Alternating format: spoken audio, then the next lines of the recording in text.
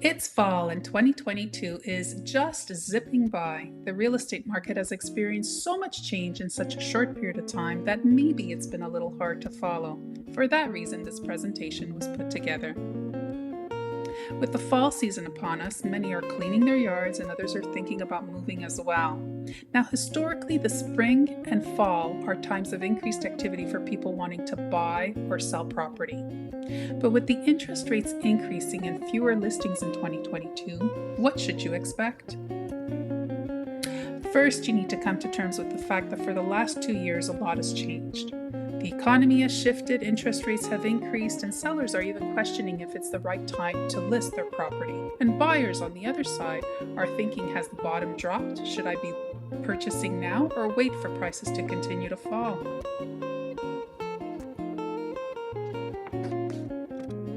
Let's start with the average price of homes in Belleville and Quinte West, where the cost of an average home declined for the first time in 2 years by 2.2% and 5.3% respectively. But wait a second.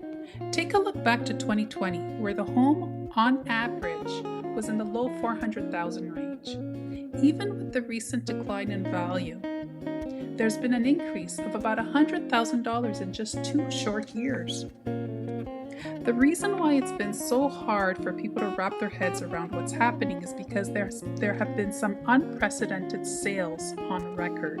Take a look here at February, where the average home in Quinte West was a whopping $733,500. But one thing is clear, and that is that pricing overall is experiencing an upwards trajectory year over year. The sky isn't falling, folks, and the real estate market, well, it's solid. The smaller communities along the Highway 7 corridor, namely Madoc, Marmora, and Tweed, have also experienced a substantial change in their average home prices.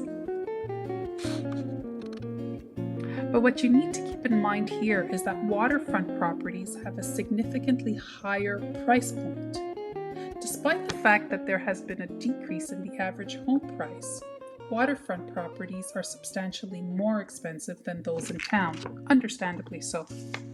Take a look at those numbers in the lower left-hand corner. From this, we can see that the larger centers along the 401 corridor have been impacted differently from those along the Highway 7 corridor. So let's stop for a moment and take a look at the region as a whole. In the Quinte district, which includes Quinte West to Tyndonega and Marmora to Tweed, we see that there's been a 13.7% increase in home prices and only a slight decrease of 0.8% in listings. Now, how that impacts you specifically in your neighborhood is a matter that deserves personalized study and attention to determine what the true market value is for your home. And on that note, here's my contact information. I'm Tina Panacchio with Royal LePage Terre Equity, your local realtor standing by, here to help facilitate your next move. Feel free to reach out. Cheers!